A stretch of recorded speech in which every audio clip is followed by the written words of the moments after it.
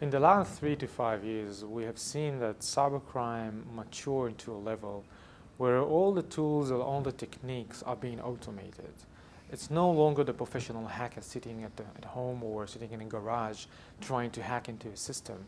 We're looking now in automatic applications that take the job from these professional hackers. So it turns out that almost everyone with some basic IT skills can use these tools, creating the malware automatically, distributing them, collecting the data from the compromised machine, and even sell them. All this process is being automated.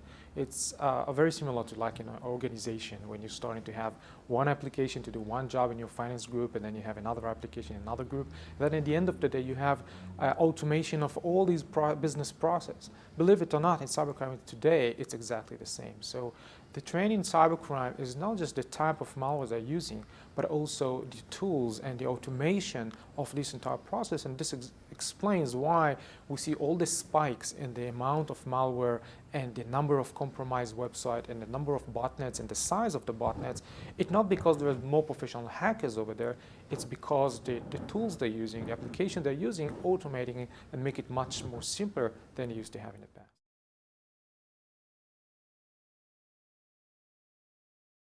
The people who are involved in cybercrime today, first, they're coming from all around the world. There's no particular country, region. It's really from all around the world. And these people are not specifically computer science PhDs, and they're not professional hackers. These are people who have some basic IT skills, now in the recession time, probably finding some difficulties to find a job. And there are some other region in the world, mostly in Eastern Asia and in Eastern Europe and in Asia, where a lot of computer science graduated students cannot find a job. If it's a recession or not recession, this market cannot absorb the number of people that the universities create. And as a result, they turn into cybercrime. They're using tools and applications that they can buy for $100 or $200. And we know almost in a few hours, you can start collect credit card numbers, you can start collect stolen data, and you can trade it online. So today's cybercrime or cyber criminals are the average person with basic IT skills, and there are thousands of them all around the world.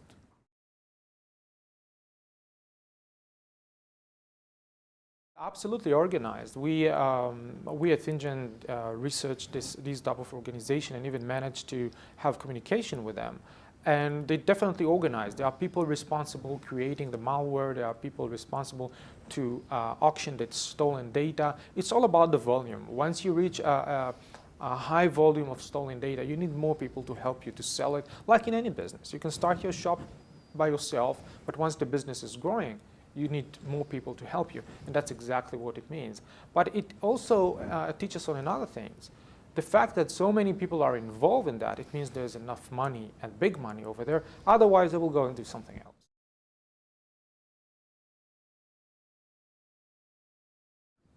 From our research, we managed to see find some figures, but I can tell that we're saying everything.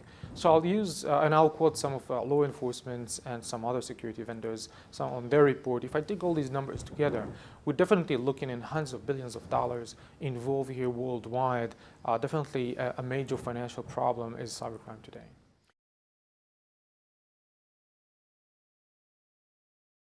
There's a lot of ways that we found them exchanging or paying one to each other. I prefer not to name companies, but I can say well-known companies dealing with money transfer in this way or another, if they are aware or unaware, but this kind of money is being transferred using these tools.